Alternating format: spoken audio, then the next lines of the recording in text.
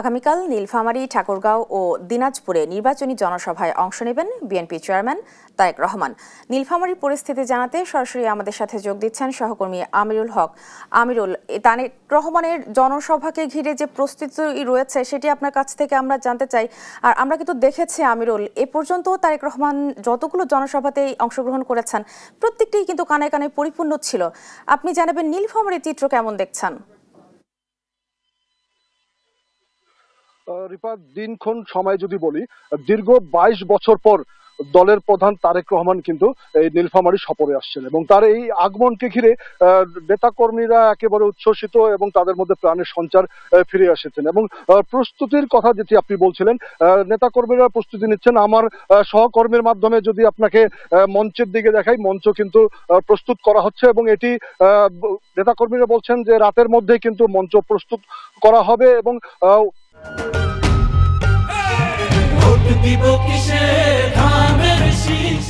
জনসমাগম যেটি বলছিলেন আপনি, নেতাকর্মীদের সাথে কথা বলে আমরা যেটি জানতে পেরেছি, প্রায় 2 লাখেরও বেশি মানুষের কিন্তু এখানে সমাগম ঘটবে। আপনি জানেন যে নীলফামারী 6টি উপজেলা নিয়ে 4টি সংসদীয় আসন রয়েছে, যার মধ্যে একটি আসন যেটি নীলফামারী এক আসনটি এটা শরিক দলকে ছেড়ে দিয়েছে বিএনপি।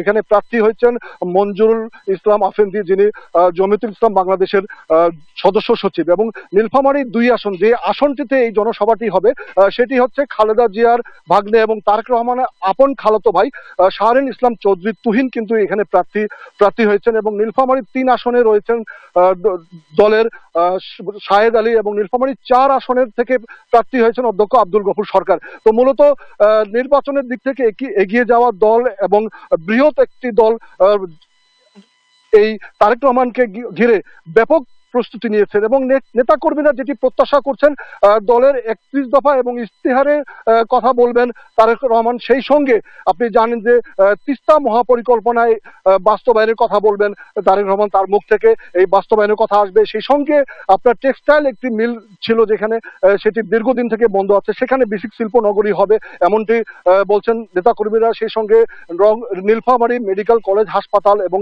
সৈয়দপুর বিমানবন্দরকে আন্তর্জাতিক বিমানবন্দর করা এবং দেশের বৃহত্তর সৈয়দপুর রেলওয়ে কারখানাকে আধুনিকায়ন এবং সে সঙ্গে দক্ষ জনবল নিয়োগ সহ এখানে রয়েছে আপনার ইপিজেডে কর্মসংস্থানটা আরো বৃদ্ধি হবে। তো মূলত সব মিলে যদি বলা যায় যে ব্যাপক উৎসাহ উদ্দীপনা বিরাজ করছে তারেক রহমানের আগমনকে ঘিরে এবং বলা যায় যে সব প্রস্তুতি নেতাকর্মীরা করেছেন এবং মঞ্চ তৈরির কাজও আজকের মধ্যেই অর্থাৎ সন্ধ্যার মধ্যেই সম্পন্ন হবে। মূলত এই ছিল আমার কাছে নীলফামারী থেকে তারেক রহমানের আগমনকে ঘিরে সর্বশেষ তথ্য।